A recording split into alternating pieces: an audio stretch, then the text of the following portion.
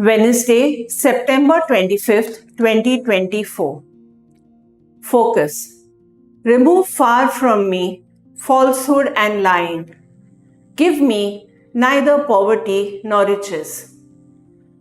Goa has seen a spate of fraudulent transactions, especially regarding property.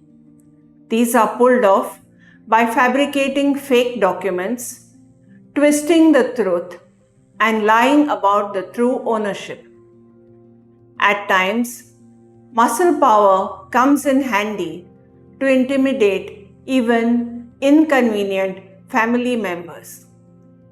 The first reading is a clarion call to honesty.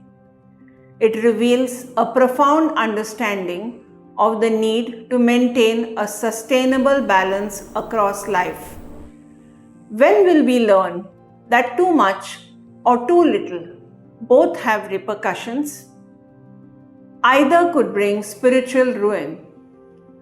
The greed for quick riches could drive us to forget God and cut moral corners, while the pangs of hunger could lead us to curse God or steal. A tendency to play devil's advocate and shut our eyes to the deceitfulness of our conduct, justifying even cheating and lying, may bring us temporary gratification.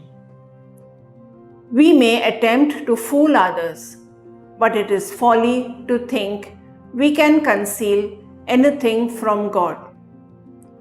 Even trying to hide things from others is futile, as dark secrets have a disturbing way of getting exposed.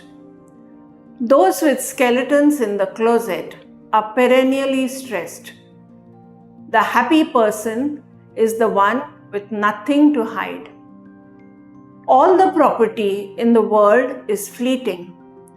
It is only God who can allot us property in eternity.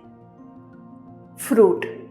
Let us be grateful for what we have and trust God to provide for our need, not our greed.